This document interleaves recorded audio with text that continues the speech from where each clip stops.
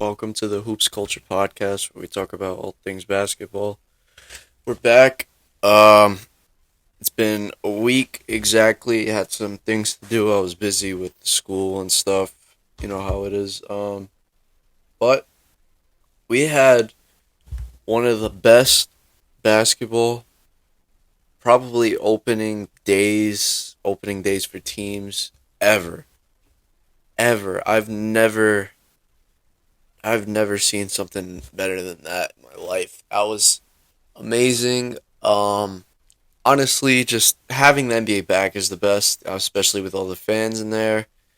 Everyone's having a good time and all of that, and just seeing everybody have fun is great. Of course, my team had the win, New York Knicks, but we're gonna try our best to not be biased today because I'm still happy about that win. One of my favorite games I've ever watched in my life. But yeah, we're going to talk about a lot of things today. Let's talk about the main one, something we've talked about a million times on this podcast, but more news into the Ben Simmons situation. Yeah, it really isn't looking too good. I mean, I heard they had a meeting today that kind of made things a little better, but not really. I mean, so quick recap. Ben Simmons goes back to practice. Um, in the video when he was in practice, he looked disengaged. He looked like he just didn't want to be there. Let's just put it plain and simple. He didn't want to be there. It's actually funny. There's a meme I saw with Ben Simmons, and he actually had his phone in his pocket while practicing. Phone in the pocket. He was really waiting for that trade call to be on there. His agent to call him, say, "Yeah, you just got traded." Bro, man, he is. It's a really interesting situation. Um, Obviously everyone's against Ben. I am kind of against Ben too because I think he should be playing, but whatever. But yeah, he goes into the next practice and he doesn't want to participate in a workout. So Doc says, "Get out, just leave. There's no point of you being here." Which he simply agrees with and just leaves. I mean, then they had the little practice interviews with all the guys there. Um, Interviewers asked Joel Embiid, "Do you think? Well, what's your thoughts on Ben Simmons?" He said, "Honestly, I do not care about that man right now. He does whatever he wants. I'm not here to babysit this and that. Da da da da da." Okay, so uh, then Doc says his usual stuff. Um, of course, it's kind of Joel really doesn't deserve this. He needs to win a championship. He's been in the league for a little while, and we obviously all want Joel to do something great in the league. Joel's a good person, a great ball player to watch, and yeah. On the Ben Simmons side of things, he says, I quote, "I am not mentally ready to play ball this year." I mean, we all understand that. I mean, mental issues are a real serious thing. But you can't keep these guys in the dark, man. You gotta tell them. If you want to play this year, you have to tell them, "I want to play this year, but just give me time." You can't just say, "Oh, I have my head's not right, this and that," and not give them a straightforward answer, because then they're like, "Okay, what do we do? What do we do?" But yeah, they played their game. 76ers played on Wednesday against the Pelicans, and bro, they look great. They look great. Someone who slid in as the point guard, who I think will be the point guard of the future, Tyrese Maxey. He played incredible, incredible. I'm a big fan of Tyrese Maxey. He had 20 points, 7 rebounds, 5 assists. I mean, that's what you want from a second year point guard. He looked great. Plus 23 from box plus minus. Oh, didn't miss a free throw. His three, he went 2 for 3 from three. Embiid did his usual, scored 20 points, but his rebounds were a little down. Tobias Harris went nuts, 20 and 12. Uh, yeah, I mean they look they look incredible. I'm really excited for Philly. You know, Seth Curry did his thing. Georges Niang, Drummond, his rebounds were insane. 17 rebounds.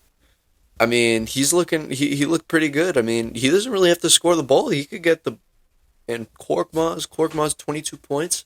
Yeah, they look good without Ben Simmons. I think personally, if Ben Simmons doesn't come back at all this season, you trade him. You're in good hands with Tyrese Maxey as your point guard. That's my take. Tyrese Maxey looks amazing. I love his game. Really good offensive player. I like it a lot. Yeah.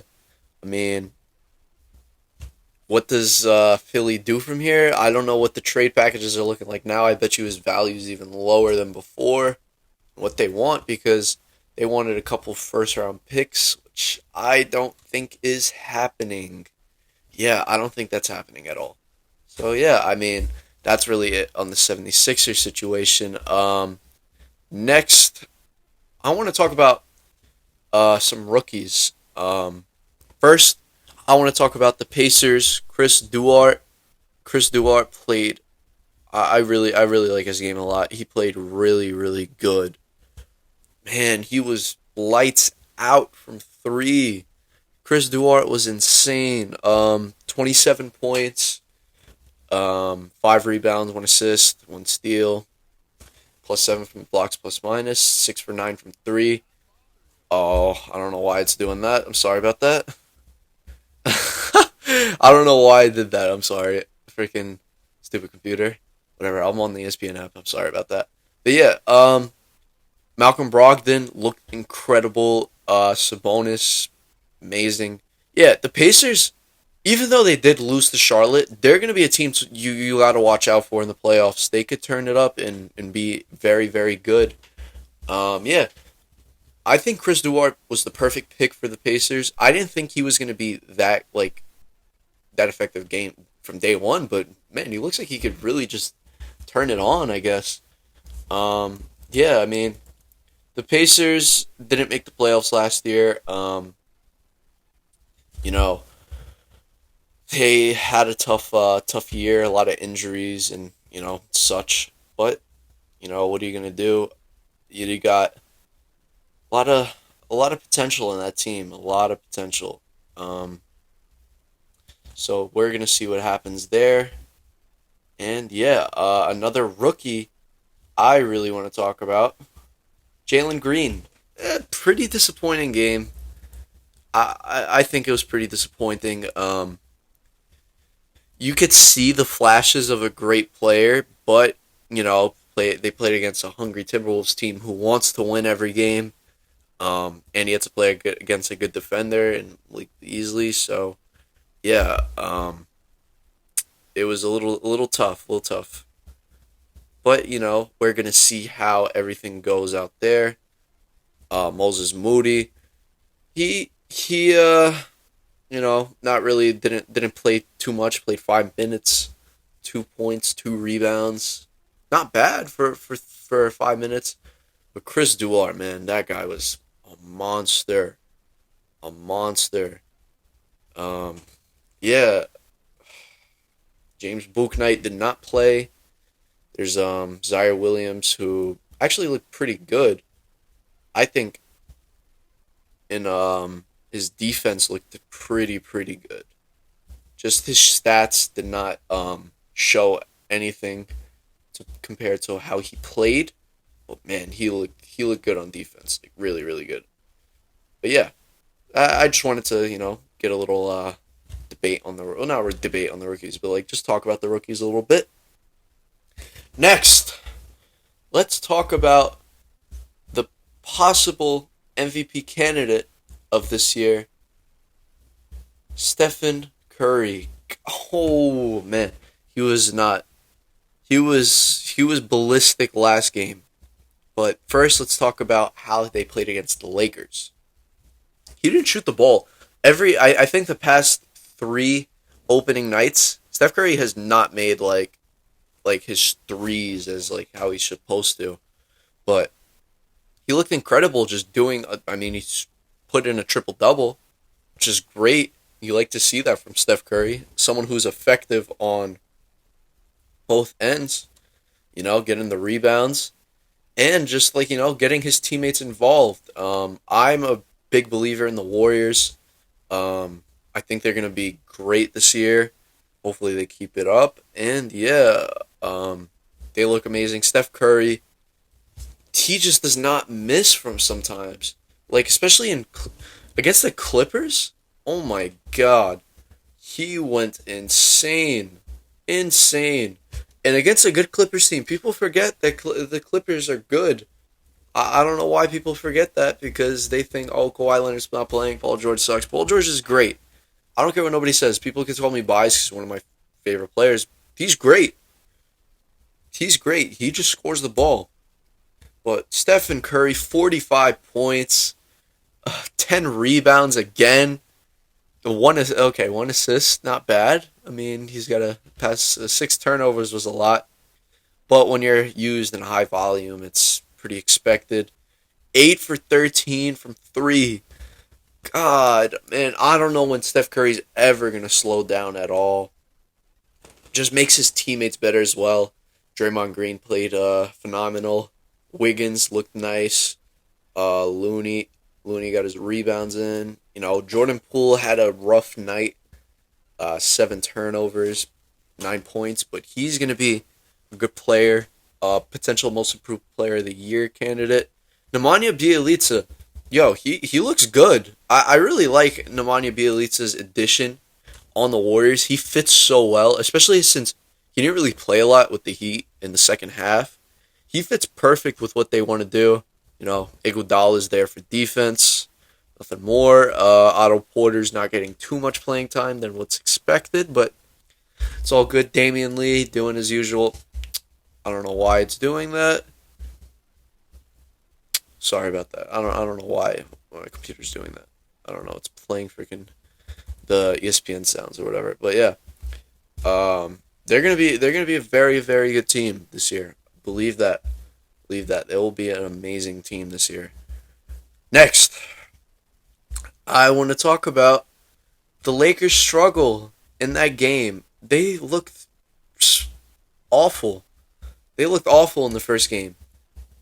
Like, besides LeBron and Anthony Davis, they look terrible. Awful. Like they didn't do anything in that game. They play against the Suns tonight. Maybe we could see how they gel together in the second game, but man, everyone else not named LeBron James and Anthony Davis looked awful. Plain straight up garbage. I mean, you got let's talk about some bright spots. LeBron James, 34 points, 11 rebounds, 5 assists. Still looks like one of the best players in the league. Don't hate on LeBron. He is one of the best players in the league.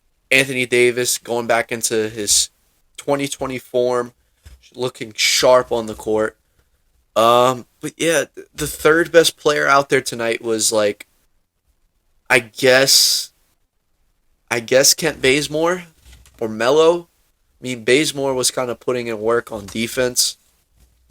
Melo didn't look too bad. I mean, he went 2 for 4 from 3. Bazemore was just not hitting from 3. Westbrook is the main story. We'll get into that. Malik Monk, not terrible. I mean, 19 minutes. I think you got to play him a bit more. Avery Bradley played pretty good for the time he was in. I think he should get a lot more minutes. Rondo was horrendous. Didn't do anything. Dwight didn't really get too much time to really show himself. But man, Westbrook. He usually does, given the benefit of the doubt, usually does just turn it up like around All-Star break. All the time he always turns it up at All-Star break. But, and then second half. But if you're with the Lakers, you got to turn up now. You got to play good all year long. You want to make sure you get that 1 seed. You want to make sure you get that home court advantage, especially if you want to win a championship. The East is looking really good. You get into the finals, you don't have home court advantage. That LA crowd means something. That pumps you up. And you got Golden State to worry about, Denver Nuggets, Utah Jazz, Phoenix Suns, LA Clippers still up there. It's just you can't slack. I mean, he did look terrible. Like he really just didn't do anything positive at all. You could call me a hater for saying, oh, he's not playing good. I just don't think he did anything like positive at all. So yeah, I mean, what do the Lakers have to do to win a championship? I honestly think, okay, if LeBron and Anthony Davis keep up what they're doing and they just have a third guy who's just doing very good, and then the bench is like okay, I think they could really win the championship. LeBron and Anthony Davis don't look like they're slowing down. I don't think LeBron's going to slow down ever in his career. That man is, I don't know if he's on any PEDs or anything, but he plays like he's on PEDs, especially for being 36 years old playing like that. But yeah, I mean, he could be on PEDs, who knows? I don't really care. Do whatever you want. Just give me good basketball to watch, and that's it. Yeah, I mean, shout out to LeBron, still playing good, 36 years old. I mean, shit. Another story. Brooklyn Nets and Milwaukee Bucks. Brooklyn does not have Kyrie Irving for reasons with the vaccine, but we won't go into that too much. I'll just go into how Brooklyn really played. Their defense looked awful. They cannot play defense. They cannot stick defense at all. Kevin Durant, amazing offensive player. We all know that. He actually played decent defense in my opinion. Harden, not too bad, but the other guys just have no communication. No communication. I saw King of the Fourth Quarter Kenny say this in one of his videos, and I kind of noticed it after he said it. A lot of the times when Milwaukee would score, he said that you would see Claxton, Blake Griffin, or just like a lot of other guys be confused. Aldridge, like saying, "Oh, you should have went up this, you should have went there." I saw that. Seeing that again, I saw that. So, yeah, I mean, they really just need to get the defense together, and they're going to be unstoppable. Especially in the East, they're going to be unstoppable. Obviously, losing Kyrie Irving, another shot creator, probably would have helped this game for sure. That's an extra 20 to 25 points. But yeah, I mean, Milwaukee, Giannis looks like one of the best players, probably the best player in the league. He was looking amazing. His game against the Heat was kind of piss poor. It was a terrible game. They lost really bad. Statement game for the Heat that they're not going anywhere. But yeah, I think Giannis could be the MVP. Again, the third MVP, which would really just be very impressive. But yeah, I mean, it's pretty interesting in the East. I think the East is more fun to watch than the West this year. Last but not least, we are going to talk about my team, the New York Knicks, and how good of a game that was. That was probably the best season opener I've ever watched in my life. I don't know about other people. I wasn't born in the 90s or 80s but a lot of other people said this game was great, and I loved the game. Double OT game, you got Jalen Brown going off. Before we get into the Knicks, Jalen Brown went off. 46 points, 8 from 14 from 3. Damn, and he was sick. He's still sick. He said that he has to use an inhaler now because he's out of shape because COVID messed him up. Bro, 46 points like that? Shit, and his other teammates didn't do anything for him. Jason Tatum, 7 from 30 from field goal, 2 from 15 from 3. He looked awful. You got Robert Williams looked actually pretty decent. Just Marcus Smart shot the ball an awful lot today. I don't know that day. I don't know why. You got Aaron Nesmith. Literally did not do nothing on the court besides run all around. Dennis Schroeder missed some key shots that shouldn't have been missed. Pritchard needs to get more minutes. I think Pritchard's a great player.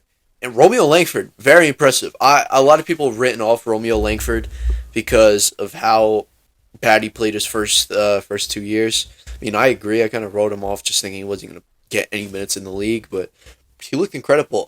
If he could keep it up, he could be a great bench player in the future. So yeah, on to the Knicks. Julius Randle looked impressive. Being honest, I thought Julius Randle was gonna get figured out by the stars who guard him. They were just gonna figure him out, and he wasn't gonna have a season like he did last year. That's time will tell, obviously, but he looked amazing. 35 points, um, 3 from 8 from three. Had a lot of energy. Just scored tough buckets. Looked athletic and in shape. Knicks always come in shape when you have Tom Thibodeau on your as your coach. So yeah, Mitchell Robinson looked amazing. 17 rebounds, 2 blocks. I mean, I love Mitchell Robinson. Probably one of my favorite players in the league. Really fun to root for. He's a good guy, you know. Kemba Walker a bit underwhelming, especially just I feel like towards the end the effort kind of went away. He did want to look. He looked like he wanted to show so many highlights to the fans. Like he was really trying to cross someone up so bad. It was kind of funny. Like I appreciate that. Like just put it on the show. But man, you could get an easy bucket. He's gonna assert himself more into the next game, and we'll see what happens there. Evan Fournier, one of the best performances of a first time Nick I've ever seen in my life. 32 points, and he was just not missing from three in OT, man. He's the reason we won in OT. But he looked incredible. He had his so what I like to say for New York players is they have their New York moment. Let's say, okay, we'll bring in baseball into this. Francisco Lindor, when he had, I believe, the couple of like two home runs against the Yankees. Everybody loved Lindor. Everybody was hating Lindor because he was a dud. I mean, he was a dud for the Mets, but man, he had that New York moment that day. He became a New York Met that day. Evan Fournier became a New York Knick in his first game of the season, and that takes a while because some people, it's hard to get used to the New York environment. But man, he looked incredible, amazing. I loved his shot. Looked so smooth, man. I just like I hope to go to a Knicks game this year. Hopefully something I could get to go to. RJ Barrett turned it up in the third, fourth, and OT court. OT, first and second he was non-existent. Really didn't do anything, but started to pick it up. Jericho Sims played for like a little bit, and it really didn't do not too much. Obi Toppin was probably the third most impressive guy on the court. He looks so like athletic, and he's just like revamped how he was his first year. His first year, he looked so awkward on the court. He didn't find his way, but he's for sure the best one of the like right now. He looks like the best player on the bench. I hope he could keep it up, be a great six man for the squad, an energy guy. When he dunks, because he's so athletic, he gets up, side tomahawk dunk. Bro, the garden goes crazy. That's why he's the guy who's going to give us energy, and I love it. D Rose played really good in the clutch in OT. I loved it. Burks played pretty good in his minutes. Quickly, I want Quickly to get more minutes. I'm gonna be honest. Quickly's my favorite player on the Knicks roster. I want him to get more minutes, so hopefully that does happen soon. Not too bad, but yeah.